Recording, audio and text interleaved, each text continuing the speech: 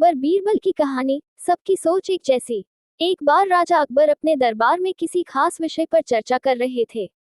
उस विषय पर उन्होंने राज दरबार में मौजूद सभी लोगों से उनकी राय मांगी। ऐसे में दरबार में उपस्थित सभी मंत्रीगणों ने अपनी अपनी बुद्धि के हिसाब से जवाब दिया। राजा ये देखकर बहुत हैरान हुए कि सभी का जवाब एक दूसरे से बिल्कुल अलग था। इस पर राजा अकबर ने बीरबल से ऐसा होने के पीछे की वजह पूछी और सवाल किया, आखिर सबकी सोच एक जैसी क्यों नहीं होती। राजा के सवाल पर बीरबल मुस्कुराया और कहा, महाराज, बेशक लोगों की सोच एक दूसरे से कई मामलों में अलग होती है, मगर कुछ खास विषयों पर सबकी सोच एक जैसी ही होती है। बीरबल की इस बात के साथ दरबार की कार्यवाही समाप्त होती है और सभी अपना अपना काम करने के लिए चले जाते हैं। उसी शाम राजा अकबर बीरबल के साथ अपने बाग में टहलने जाते हैं। तब वो दोबारा वही सवाल दोहराते हैं, बीरबल, मैंने तुमसे पूछा था कि सबकी सोच एक जैसी क्यों नहीं होती। इस सवाल का जवाब दो मुझे। इसी के साथ एक बार फिर अकबर और बीरबल के बीच इस मुद्दे को लेकर बहस छिड़ जाती है। जब लाख कोशिशों के बावजूद राजा अकबर को बीरबल की बात नहीं समझ आती, तो वह अपनी बात को समझाने के लिए एक युक्ति निकालता है। बीरबल कहता है, महाराज, मैं आपको साबित कर दूंगा कि कुछ मामलों में सबकी सोच एक जैसी ही होती है। बस आप एक फरमान जारी कर दीजिए। फरमान ये होगा कि आने वाली अमावस्या की रात को सभी अपने अपने घर से एक लोटा दूध लाकर आपके बाग में बने सूखे कुएं में डालेंगे और इस फरमान को न मानने वाले को सख्त से सख्त सजा दी जाएगी। वैसे तो राजा अकबर को बीरबल की यह बात मूर्खता वाली लगती है, लेकिन वह बीरबल के कहे अनुसार शाही फरमान जारी करवा देते हैं।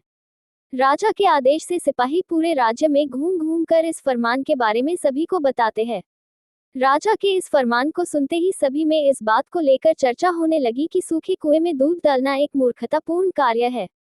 फिर भी राजा का फरमान था, तो मानना सभी को था। सभी अमावस्या की रात का इंतजार करने लगे। देखते देखते अमावस्या की रात भी आ गई और सभी अपने अपने घर से एक एक भरा लोटा लेकर कुएं के पास जमा हो जाते हैं। बारी बारी सभी कुएं में लोटा पलटकर अपने अपने घर की ओर चले जाते हैं। ये सारा नजारा राजा अकबर और बीरबल छिपकर देख रहे होते हैं। जब सभी अपना लोटा कुएं में पलट कर चले जाते हैं, तो बीरबल राजा अकबर को कुएं के नजदीक ले जाते हैं और कहते हैं, महाराज देखिए, क्या आपके फरमान से कुआं दूध से भर गया। बीरबल की बात पर राजा अकबर कुएं में झांक कर देखते हैं कि कुआं ऊपर तक पानी से भरा हुआ है। ये देखकर उन्हें बहुत आश्चर्य होता है और वे नाराज भी होते हैं। राजा अकबर बीरबल से कहते हैं, मैंने तो कुएं में दूध डालने का फरमान जारी किया था, फिर कुआं दूध की जगह पानी से क्यों भरा गया।